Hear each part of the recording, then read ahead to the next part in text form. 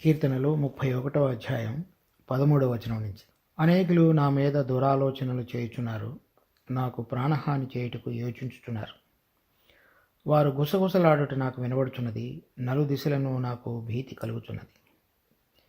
యెహోవా, నీ యందు నమ్మిక ఉంచుచున్నాను, నీవే నా దేవుడివని నేను అనుకొనుచున్నాను.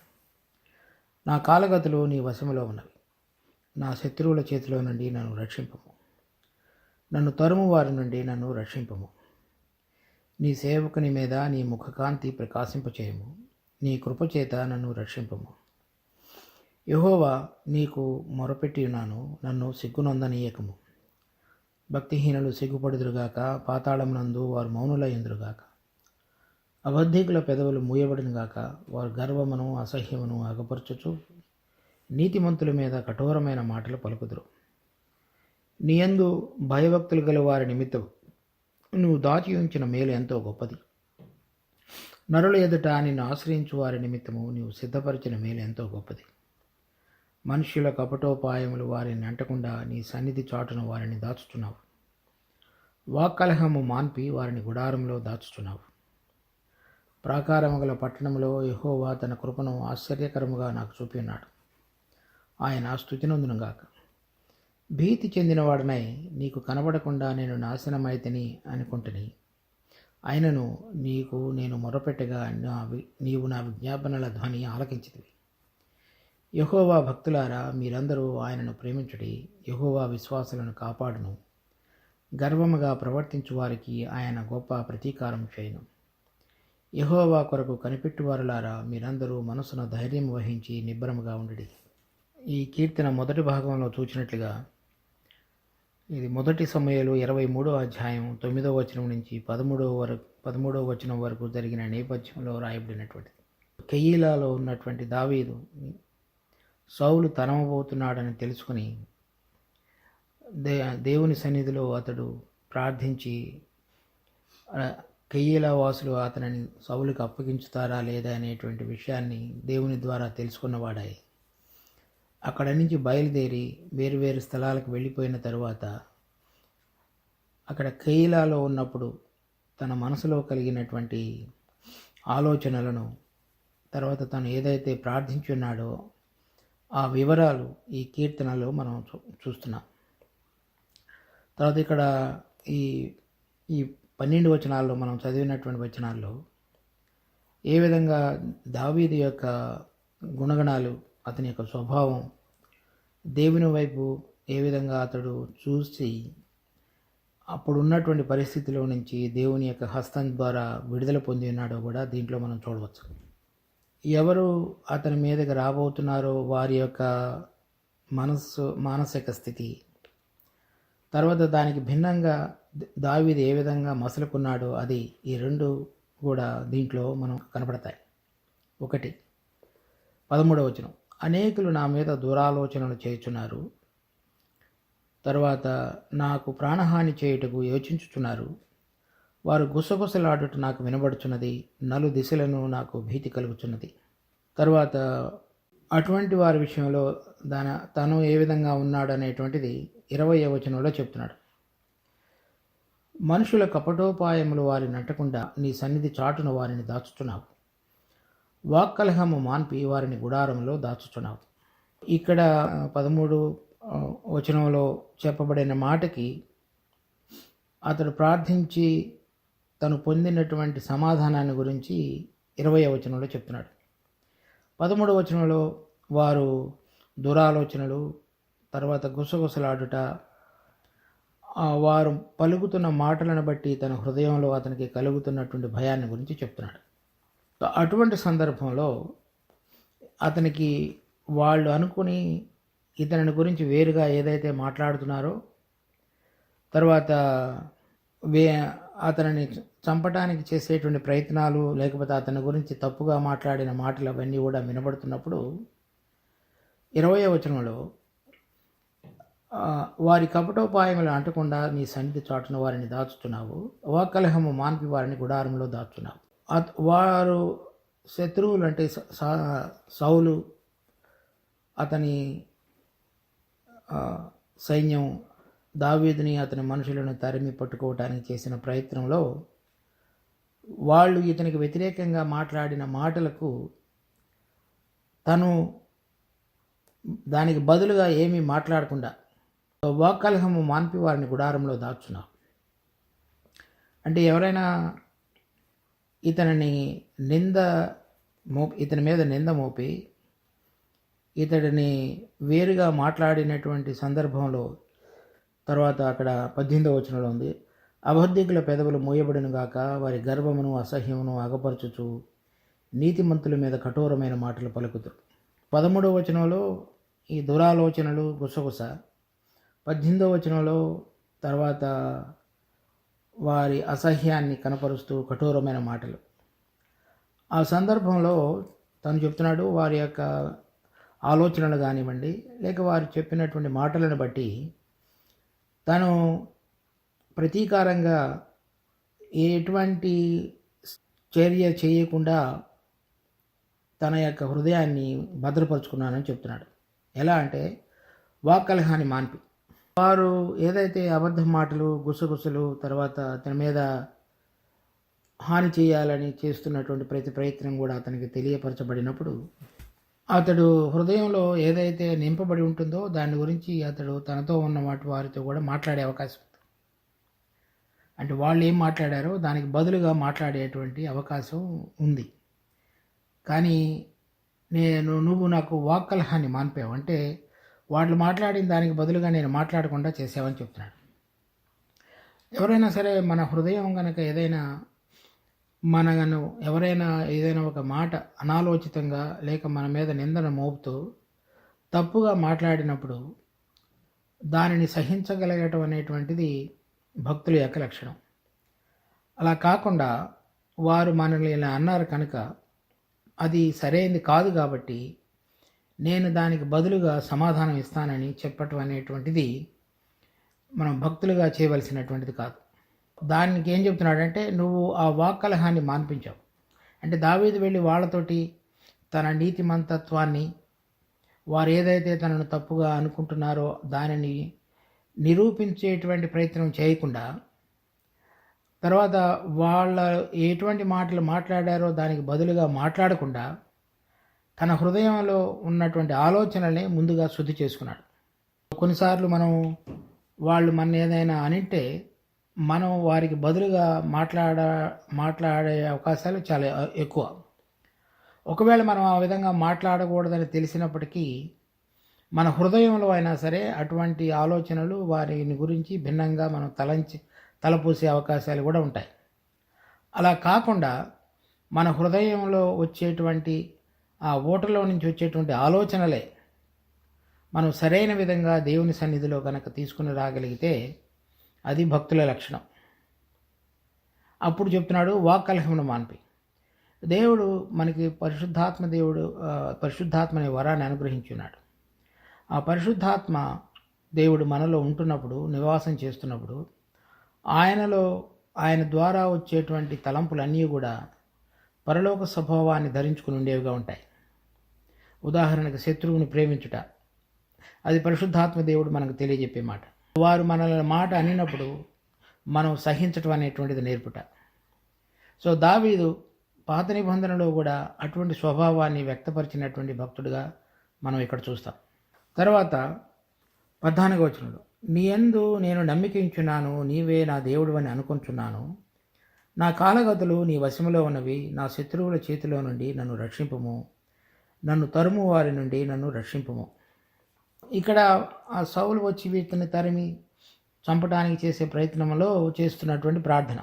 ఆ విధంగా ప్రార్థించినప్పుడు ఏం చెప్తున్నాడంటే 19వ వచనం 20వ వచనంలో నీ యందు భయభక్తులు గల వారి నిమిత్తము నువ్వు ద్వాచయించిన మేలు ఎంతో గొప్పది, నరుల ఎదుట నిన్ను ఆశ్రయించు వారి నిమిత్తము నీవు సిద్ధపరిచిన మేలు ఎంతో గొప్పది. మనుషుల కపటోపాయములు వారిని అంటకుండా నీ సన్నిధి చాటున వారిని దాచుచున్నావు, వాక్కలహము మాన్పి వారిని గుడారంలో దాచున్నావు. తర్వాత ప్రాకారము గల పట్టణంలో యెహోవా తన కృపను ఆశ్చర్యకరముగా నాకు చూపినాడు, ఆయన స్తుతినందునుగాక. ఇక్కడ వారు అంటున్నటువంటి మాటలకు బదులుగా మాటలు చెప్పడం మాత్రమే కాకుండా అతని యొక్క ప్రాణం తీయటానికి తరమబడుతున్నప్పుడు దేవుడు తనకు అనుగ్రహించినటువంటి రక్షణ స్థలం ఏదైతే ఉన్నదో దాని గురించి చెప్తున్నాడు. యాక్చువల్ మనం అక్కడ చదివినటువంటి వాక్య భాగంలో ఏం చూసామంటే, ఇలా కెయీలా వారు సౌలు చేతికి తనను అప్పగించబోతున్నారు అనేటువంటి విషయాన్ని ప్రభు ద్వారా ముందుగా ఎరిగిన వాడై వాళ్ళందరూ కూడా వేరు వేరు స్థలాలకు వెళ్ళిపోయారు. అంటే ఏ స్థలానికి వెళ్ళిపోయారు అనేటువంటిది వెంటనే రాయలేదు అక్కడ. కానీ దావీదు తను ఏ విధంగా దేవుని చేత కాపాడబడి ఉన్నాడనేటువంటి నిర్ధారణ కలిగిన మనసు కలిగిన వాడే ఏం చెప్తున్నాడంటే, నీవు నీ సన్నిధి చాటున నన్ను దాచెదవు అంటున్నాడు. కనుక దేవుని యొక్క ఇక్కడ ఏం చెప్పాడు చూడండి, నా కాలగతులు నీ వశములో ఉన్నాయి. కనుక మనుషులు కానీ, సౌలు కానీ, కెయీలావాసులు కానీ, లేక ఫిలిస్తీన్లు కానీ నన్ను కానీ నాతో పాటుగా ఉన్నటువంటి వారి యొక్క ప్రాణాన్ని తీయజాలరు. ఎందుకంటే నా కాలగతులు అంటే నేను ఎంతవరకు ఉండాలి, ఎక్కడ ఉండాలి, ఏ విధంగా ఉండాలి అనేటువంటివన్నీ కూడా నీ చేతిలో ఉన్నాయి. కాబట్టి వాళ్ళు నన్నేం చేయలేరు. అయితే ఇప్పుడు వారు తరుముతున్నప్పుడు నువ్వు నన్ను ఏ విధంగా చేస్తావు అంటే, నీ సన్నిధి చాటును దాస్తావు. నీ సన్నిధి చాటున ఎక్కడది? నీ గుడారంలో దాస్తావు. గుడారంలో మనం చూసినప్పుడు ప్రత్యక్ష గుడారం, దానిలో ఉన్నటువంటి 3 భాగాల్లో అతి పరిశుద్ధ స్థలం ఎక్కడైతే దేవుని యొక్క మందసం కరుణాపీఠం ఉంటున్నదో అక్కడ. ఆ సన్నిధి చాటున ఆ కరుణాపీఠము మాటున నన్ను దాచెదవు అంటున్నాడు. అక్కడ ఉన్నటువంటి కరుణాపీఠం మన ప్రభు అయినటువంటి యేసుక్రీస్తుకు గుర్తు. సో ఆయన చాటున నువ్వు నన్ను దాచెదవు అని చెప్తున్నాడు. సో ఆ విధంగా నువ్వు నన్ను దాచెదవు, లేకపోతే ఆ గుడారంలో దాచెదవు. అక్కడకి ఏ మనుషుడు ప్రవేశింపజాలడు. ఏ నరుడును ఎప్పుడునూ కూడా ఆయనను చూడలేదు, ఆయనను చూసి జీవించలేడు. సో దానికి మునుపు, అటువంటి అనుభవానికి రాక మునుపు ఇక్కడ ఇంకొక మాట చెప్పాడు. 16వ వచనం, నీ సేవకుని మీద నీ ముఖకాంతి ప్రకాశింపచేయము, నీ కృప చేత నన్ను రక్షింపుము. సో ఎవరు సమీపింపరాని తేజస్సులో ఉన్నటువంటి మహామహుడైనటువంటి అద్వితీయ సత్యదేవుడు అతని యొక్క ముఖ ప్రకాశం ద్వారా ఏదైతే ఆ వెలుగులో ఏమి చూడగలిగాడు అంటే, దేవుని యొక్క సన్నిధిలో తనను దాచి ఎవరు సమీపింపరాని రాని విధంగా తన రెక్కల చాటున తనను భద్రపరిచినటువంటి అనుభవాన్ని అతని దేవుని యొక్క ముఖకాంతిలో చూచాడు. కనుక ఆ మాటల విషయంలో తన హృదయంలో ఎటువంటి మార్పు జరగాలో ఆ మార్పును తీసుకుని వచ్చి వారికి బదులుగా మాటలు పలకకుండా తన హృదయాన్ని పరిశుద్ధంగా ఉంచుకున్నాడు. తర్వాత తను భక్తి గలవాడని అనుకుంటూ దానిలో ఉన్న శక్తిని ఆశ్రయించాలి కదా, శక్తిని ఆశ్రయించేవాడుగా దేవుని వైపు చూచి ఆయన యొక్క వెలుగులో ఆయన ఆ పరిస్థితుల్లో ఎటువంటి విధంగా తనకు విడుదల కలుగు చేయగలడు అనేటువంటిది చూశాడు. ఎలా అంటే దేవుని యొక్క సన్నిధి చాటున, అంటే దేవుడు స్వయంగా తనకు ముందుగా నడిచి శత్రువులను తరమటం కానీ, లేక శత్రువుల చేతిలో నుంచి తనను తప్పించడం కానీ చేసేవాడిగా ఉంటాడనేటువంటిది గ్రహించాడు. దేవుని యొక్క వెలుగును మనం చూసినప్పుడు మనకు అర్థమయ్యే విషయం ఏంటి?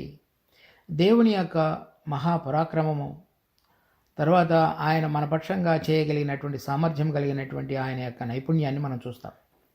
అలా చూడగలిగినప్పుడు మనం మనుషులంగా మనకు కలిగినటువంటి ప్రతి సమస్యలో నుంచి, ఇబ్బందిలో నుంచి, ఇరుకులో నుంచి చేసేటువంటి మనుషుని యొక్క ప్రతి ప్రయాసము, ప్రతి ప్రయత్నం కూడా ఎంతో చిన్నవిగాను, పనికిరానివిగాను కనపడేటట్లుగా దేవుడు చూపిస్తాడు. కనుక ఎవరైతే ఆయన సన్నిధిలో వేచి ఉంటారో, ఆయనే దేవుడుగా కలిగి ఆయన వైపు చూస్తారో, వారికి అనుగ్రహించేటువంటి ఆ వెలుగు యొక్క గొప్ప మహిమ అటువంటిది. ఆ వెలుగులో మనలను మనం చూసుకున్నట్టు మాత్రమే కాకుండా, దేవుడు ఏ విధంగా మన పక్షంగా తన కార్యములు చేయగలడనేటువంటి యొక్క గ్రహింపులోనికి మనిషి రాగలుగుతాడు. ఎందుకు మనం విశ్వాసులుగా ఉండి ఆయన కోరిన విధంగా సరైన విధంగా జీవించలేకపోతున్నాము అంటే, ఒక కారణం ఆయనను ఏ విధంగా ఎరగాలో ఆ విధంగా ఎరగలేనటువంటి తనం మనలో ఉన్నది. ఆయనను ఎరగగలగటానికి మన హృదయాన్ని నిబ్బరపరుచుకుని ప్రతి పరిస్థితిలో కూడా ఆయన వైపు చూచి, ఆయన మాత్రమే నాకు దేవుడు, నేను ఆయన ద్వారానే నడిపించబడతాను అనేటువంటి నిశ్చయిత కలిగిన మనసులోనికి మనం రాలేకపోవటానికి కానీ, అలా రాలేకపోయినప్పుడు ఆయన యొక్క వెలుగును, ఆయన యొక్క ముఖ ప్రకాశాన్ని మనం చూడలేము. ఆ ముఖ ప్రకాశాన్ని మనం చూడలేనప్పుడు ఆయన మన యొక్క జీవిత సమస్యలన్నిటిలో మనకు కలిగినటువంటి ఎంతో కష్టమైనటువంటి ఇబ్బందులన్నిటిలో కూడా ఏ విధంగా ఆయన మార్గాన్ని సులభపరిచి మనలను తేలిక మార్గంలో ఆయన కోరిన విధంగా కాపాడి భద్రపరిచి నడిపించగలడు అనేటువంటి దానిని రుచి చూచే విషయంలో మనం తప్పిపోతున్నాం.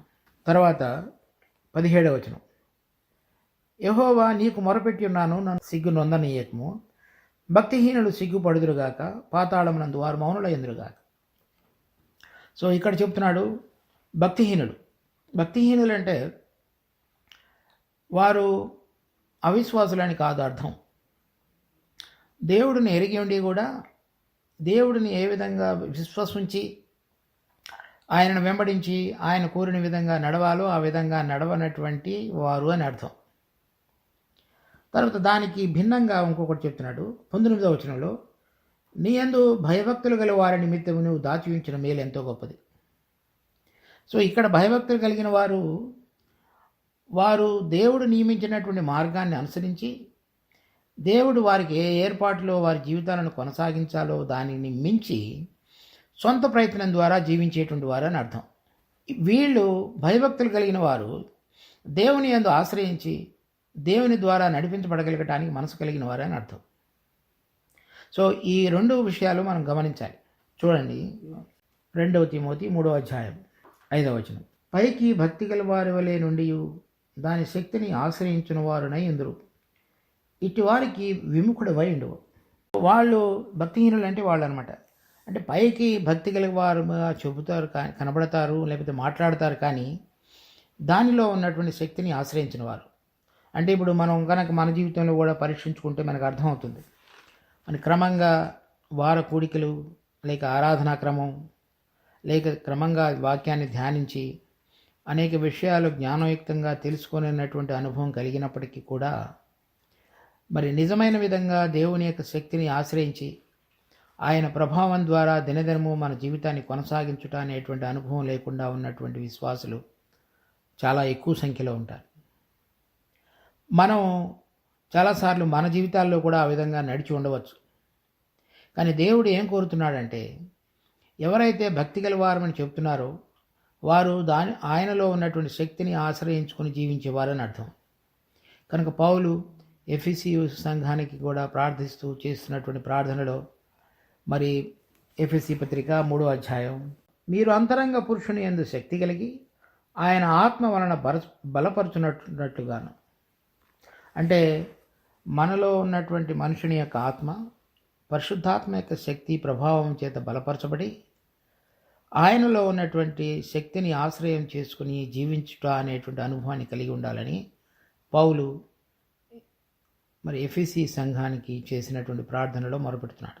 ఇది మనందరం కూడా చాలాసార్లు అనేక విషయాలలో, సమస్యలలో, ఇబ్బందులలో ఉంటున్నప్పుడు ఏ విధంగా దేవుని యొక్క శక్తిని ఆశ్రయం చేసుకుని ప్రతిరోజు కూడా ఆ ఆత్మ యొక్క ప్రభావం ద్వారా దినదినము నడిపించబడుటనే అనుభవాన్ని కలిగి ఉండాలో దాని విషయంలో మనం జాగ్రత్తగా పరీక్షించుకొని చూసుకోవాల్సిన విషయం. భక్తిహీనులైనటువంటి వాళ్ళు కానీ దానికి వేరుగా ఉన్నటువంటి వారు 19వ వచనం, యందు భయభక్తులు గల వారి నిమిత్తము. తర్వాత చెప్తున్నాడు 23వ వచనం, యెహోవా భక్తులారా. భయభక్తులు కలిగిన వారు, భక్తులారు రెండు కొంచెం వేర్వేరు పదాలు హెబ్రీ భాషలో వాడబడినప్పటికీ అర్థాలు దాదాపుగా ఒకటే. అంటే ఎవరైతే భక్తి కలిగి ఉన్నారో వారు అంటే దేవుని మీద సంపూర్ణంగా ఆధారపడి దేవుడిని కొలిచి ఆయనను సేవించి ఆయన ఇష్టాన్ని చేయటానికి ఇష్టపడేటువంటి వారు, ఆయన శక్తి ద్వారా జీవించడానికి మనసు కలిగిన వారని అర్థం. భయభక్తులు కలిగిన వారికి ఒక ఉదాహరణ చూడొచ్చు. యోబు పత్రిక 1వ అధ్యాయం 1వ వచనం, బూజు దేశమునందు యోబు అను ఒక మనుషుడు ఉండెను. అతడు యథార్థవర్తుడును న్యాయవంతుడునై దేవుని యందు భయభక్తులు కలిగి చెడుతనము విసర్జించినవాడు. ఎవరైనా దేవుని యందు భయభక్తులు కలిగిన వాడు అనే దానికి నిదర్శనంగా ఉన్నటువంటి యోబు మనం అతని జీవితంలో ఏం చూడగలమంటే చెడుతనాన్ని విసర్జించినవాడు. అంటే ఈ లోకంలో జరుగుతున్నటువంటి దుర్మార్గత, అన్యాయము, అక్రమము, అబద్ధము వాటన్నిటి నుంచి విడుదల పొంది యథార్థంగా దేవుని ఎదుట న్యాయవంతంగా జీవించిన వాడని అర్థం. తర్వాత 8వ వచనంలో కూడా, నా సేవకుడైన యోబు సంగతి ఆలోచించితివా, అతడు యథార్థవర్తుడును న్యాయవంతుడునై దేవుని యందు భయభక్తులు కలిగి చెడుతనము విసర్జించినవాడు. యోబుని గురించి 2 సార్లు అటువంటి విధంగా సాక్ష్యం చెప్పబడింది. తర్వాత అపోస్తులుల కార్యము 10వ అధ్యాయం 1-2. ఇటలీ పటాలమనబడిన పటాలములో శతాధిపతి అయిన కొర్నేలి అను భక్తిపరుడు కైసరయలో ఉండెను. అతడు తన ఇంటి వారందరితో కూడా దేవుని యందు భయభక్తులు కలవాడయుండి ప్రజలకు బహుధర్మము చేయుచు ఎల్లప్పుడూ దేవునికి ప్రార్థన చేయువాడు. అతని గురించి కూడా భక్తిపరుడు, భయభక్తులు కలిగిన వాడు 2 మాటలు చెప్పబడ్డాయి. దానికి ఎల్లప్పుడూ ప్రార్థన చేయవాడు అంటే మంచి కార్యములు చేసేవాడు అనేటువంటివి అతని గురించి భయభక్తులు కలిగిన వాడు అని చెప్పబడినప్పుడు వాడబడినటువంటి మాటలు. తర్వాత 2 పేతురు 2వ అధ్యాయం 9-10 వచనాలు.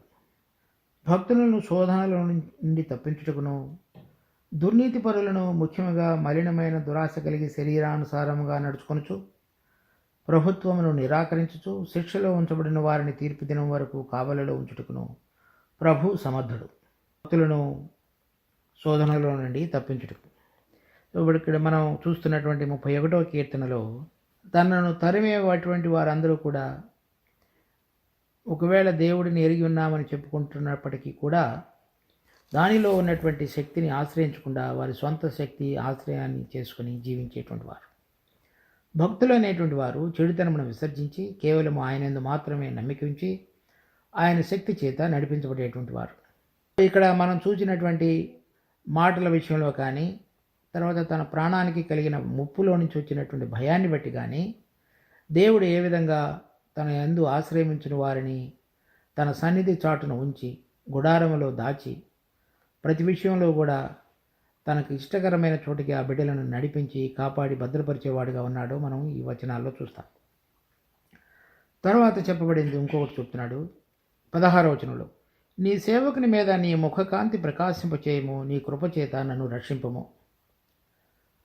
దానికి బదులుగా ఇక్కడ చెప్పబడినటువంటి మాట 21వ వచనంలో, ప్రాకారం గల పట్టణములో యెహోవా తన కృపను ఆశ్చర్యకరముగా నాకు చూపి ఉన్నాడు. ఈ కృప అనేటువంటిది ఏంటి అర్థం అంటే, మనము యోగ్యత లేనప్పుడు, మనము దానికి చెందని వారంగా ఉన్నప్పుడు, తగని వారంగా ఉన్నప్పుడు, తర్వాత మనకు మించినటువంటి పరిస్థితులలో మనుషుని యొక్క శక్తి బలం చేత చేయబడినటువంటి విషయాలలో దేవుని తన శక్తిని అనర్హులమైన మనపక్షంగా చూపించి మనకు విడుదల కలుగు చేసి పైకి లేవనెత్తడానికి దేవుడు చేసేటువంటి దానిని మనం దేవుని యొక్క వాక్యంలో ఆయన యొక్క కృపగా మనం చూడగలుగుతాం. ఇక్కడ అతడు నీ కృపను బట్టి నన్ను రక్షింపమని ప్రార్థించాడు. తర్వాత వచనాల్లో నీ కృపను బట్టి నువ్వు నన్ను రక్షించితివని చెప్తున్నాడు. మనం ఆ ప్రతి పరిస్థితిలో కూడా మనం చేసేటువంటి లేక మన బలం మీద లేక మన యొక్క ఉపాయాల చేత రక్షించబడటానికి చేసేటువంటిది అంతయు కూడా దేవునికి భిన్నమైనది. ఆ తర్వాత అది మనం దేవుని యొక్క కృపను రుచి చూచేటువంటి విషయంలో తప్పిపోతాం. తనకు కలిగినటువంటి 600 మంది చేత కానీ లేక తనకు యుద్ధంలో కలిగిన నైపుణ్యాన్ని బట్టి కానీ దావీదు భద్రపరచబడాలని కోరుకోలేదు. దేవుడు మీద సంపూర్ణంగా విశ్వాసం ఉంచి ఆయన కృప ద్వారా నడిపించబడగలగాలి అనేటువంటి మనసుతోటి దావీదు ఎదురు చూచిన వాడిగా ఉన్నాడు. అటువంటి వారికి దేవుడు తన కృపను చూపించి భద్రపరిచాడు. కనుక ఈ 12 వచనాలలో కొన్ని వచనాలు అతడు చేస్తున్నటువంటి ప్రార్థన, కొన్ని వచనాలు దానికి అతడు పొందినటువంటి జవాబును గురించి చక్కగా రాయబడ్డాయి. తర్వాత మాటల విషయంలో కానీ, దేవుడు తన యొక్క కాంతిని చూపి భద్రపరిచిన విషయంలో కానీ, ఆ రెండింటినీ తన జీవితంలో ఏ విధంగా జరిగించాడు అంటే దేవుని యొక్క కృప ద్వారా తన యొక్క హృదయం యొక్క స్థితిని కానివ్వండి, తన క్రియల యొక్క స్థితిని కానివ్వండి, ఆ రెండింటిలో దేవుడు తన కృపను చూపించి దావీదును భద్రపరిచున్నాడు. తర్వాత కొన్ని వచనాలు చెప్తున్నాడు. 24వ వచనంలో, యెహోవా కొరకు కనిపెట్టువారులారా మీరందరూ మనసున ధైర్యము వహించి నిబ్బరముగా ఉండుడి. నేను ఈ విధంగా జీవించున్నాను కనుక దేవుడు తన యొక్క కృపను బట్టి నాకు విడుదలను అనుగ్రహించి నన్ను చక్కగా భద్రపరిచి నడిపించున్నాడు కనుక ఎవరైనా అటువంటి విధమైన పరిస్థితుల్లో కనుక ఉన్నట్లయితే మీరు కూడా మీ మనసును నిబ్బరం వహించి ధైర్యం వహించి జీవించండి అని చెప్తున్నాడు. కనుక ఎవరెవరైతే దేవుని యొక్క ఉన్నతమైనటువంటి హస్తాన్ని వాళ్ళ పక్షంగా చూపించి వారికి కలిగినటువంటి ప్రతి పరిస్థితుల్లో కూడా విడుదలను అనుగ్రహించి భద్రపరిచి నడిపించబడ్డారో అటువంటి వారిని మనం చూచినప్పుడల్లా వారి జీవితాలు మనకెంతో స్ఫూర్తిదాయకంగా రాయబడి ఉన్నాయి. మనం వాటిని చూసి దేవుడు నిజమైన వాడని, మన జీవితంలో కూడా మనం విశ్వాసం ఉంచినప్పుడు చక్కగా మనల్ని నడిపించుటకు సామర్థ్యం కలిగిన దేవుడని, ఆయన యందు నమ్మికించు వారిని ఏమాత్రం కూడా సిగ్గుపరచడని గుర్తెరిగి ప్రతి పరిస్థితిలో కూడా మనము ఆయన యొక్క కృపను కోరుకుంటూ ఆయన యందు సంపూర్ణమైనటువంటి విశ్వాసం కలిగి జీవించగలిగినట్లయితే మనం జీవితంలో కూడా అటువంటి సాక్ష్యాన్ని విడిచి మనం ఈ లోకం నుంచి వెళ్ళిపోగలుగుతాం. దేవుడు ఈ వాక్యమును మనకు ఆశీర్వదించును గాక. మా జీవం కలిగిన తండ్రి, మీ కృపలో మాకు అనుగ్రహించినటువంటి వాక్య భాగాన్ని బట్టి మీకు ఎంతో వందనాలు. మరి మేము మీకు ఇష్టకరంగా జీవించగలిగేటువంటి విధంగా, మరి దావీదు ఏ విధంగా మాదిరికరంగా జీవించున్నాడో అది మాకు చూపించారు. మా మాటల విషయంలో కానీ, మా క్రియల విషయంలో కానీ, మీ యందు విశ్వాసం ఉంచి మీ కృప ద్వారా జీవించే విషయంలో కానీ ప్రతిరోజు మాకు సహాయపడి, మరి మా పరిస్థితులన్నిటిలో కూడా మీ యొక్క హస్తాల చేత, మీ యొక్క సన్నిధి కాంతి చేత మేము నడిపించబడగలుగుట అనేటువంటి రుచికరమైన అనుభవాన్ని మేము కోల్పోకుండా మీ బిడ్డలంగా మా అందరికీ కూడా మీరు సహాయపడండి. మీరు మమ్మల్ని ఏర్పరచుకున్నట్టులో కలిగిన ఒక దొడ్డ ఉద్దేశాన్ని చక్కగా మేము నెరవేర్చబడగలగటానికి పనికొచ్చే సాధనాలుగా ఈ మంటి ఘటములలో మీ యొక్క బలాతిశయాన్ని కుమ్మరించి మీ ద్వారా నడిపించబడగలిగినటువంటి బిడ్డలుగా ఈ దినమంతటిలో కూడా మమ్మల్ని ఉంచండి. ఈ వాక్యమును మా కొరకే ఆశీర్వదించి మేము ప్రభు దాని యొక్క గమనంలో జీవించగలుగుటకు కావలసిన కృపను అందించమని మా రక్షకుడు ప్రభువైన యేసునామమును అడిగి వేడుకుంటున్నాం తండ్రి.